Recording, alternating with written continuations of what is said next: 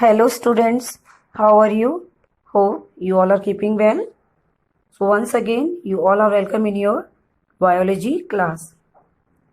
Children, today we are going to start a new chapter, that is classification of the living world.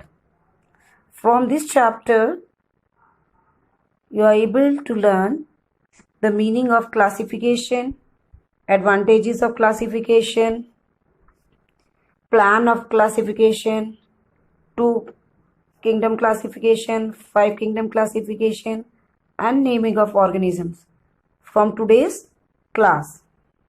Now we will go in detail one by one about all these topics. So we begin with the first topic, classification. What is the meaning of classification? Classification means group things together on the basis of common features, or we can say grouping organisms together on the basis of similarities and their separation into different groups on the basis of differences is called biological classification. Now a question arises, why there is a need to classify the organisms? So let me explain you. Children, there are more than 12 lakh types of animals and 3 lakh types of plants in the world. And it is not possible to study and remember the characteristics of all these organisms one by one. To make their study easier, biologists have identified, named, and grouped them into groups on the basis of their similar characteristics. Now, we'll move on to the next point, the advantages of classification. Classification helps us to identify and study living organisms on Earth. It helps scientists to identify new organisms belonging to a particular group. It helps them to know basic characters of all members of a particular group. It helps them to share information in a systematic way, and it establishes the relationship between different living things. Now we talk about the plan of classification. What is that? Plan of classification means that while classifying living beings, scientists follow a general plan. They classify all living beings into broad categories on the basis of some common features. These categories are called kingdoms. So we can say the kingdom is the broadest unit of classification. To begin with, scientists divided the entire living world into 2 kingdoms. That is, the kingdom of plants, which is known as Plantae, and the kingdoms of animals, which is known as Animalia.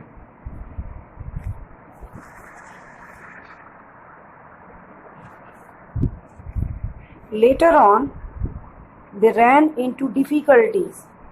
What are those difficulties? That some organisms turned out to have features of both plants and animals. They also found that many unicellular organisms, they lacked a true membrane-bound nucleus. Lacked means absent. So this is also a very big problem for the scientists. So the scientists termed these organisms as prokaryotes. Prokaryotes means they lack membrane-bound nucleus. Now, the organisms that have a membrane-bound nucleus were termed as eukaryotes. Eukaryotes may be unicellular or multicellular. All these things made it necessary to revise the 2 kingdom system of classification. So what we have seen? First, they decide to divide the entire living world into 2 kingdoms, the kingdom of plants and animals.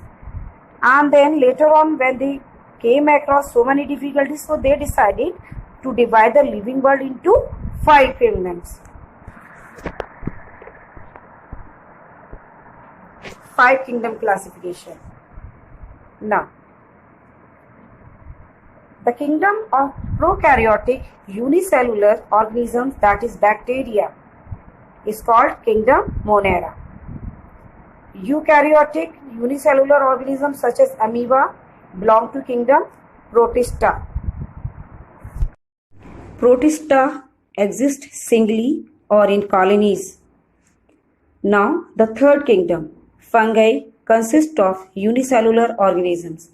This kingdom consists of unicellular organisms such as yeast as well as multicellular organisms such as molds and mushrooms.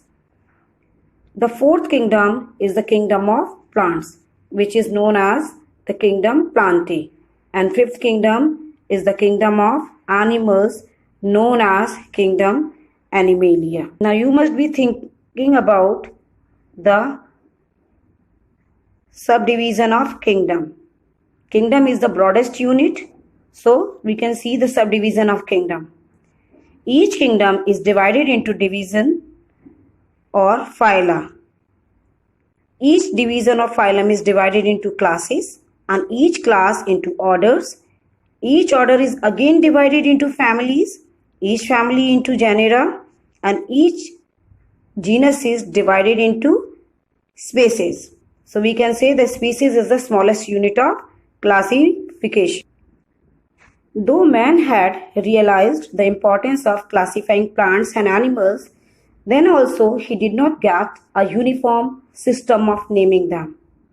In this context, a Swedish botanist, Carolus Linnaeus, proposed a binomial system of naming organisms. Binomial means each organism's name consists of two parts.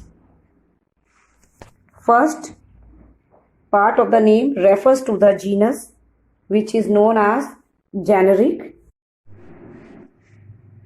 The second part refers to the species and known as the specific name. One more thing about the generic and the specific name is that the generic name always starts with a capital letter, whereas the specific name starts with a small letter.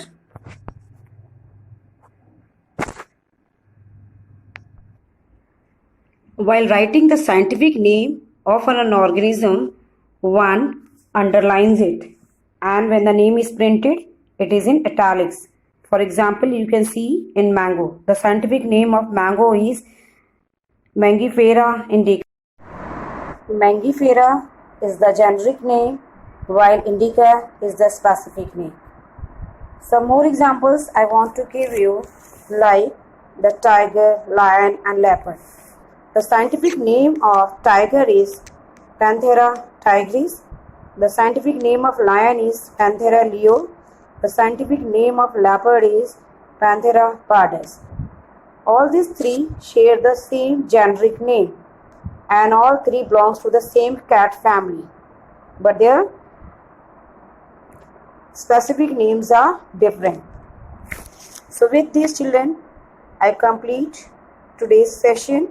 In my next video, I'll be explaining about the kingdom Monera and kingdom Protista.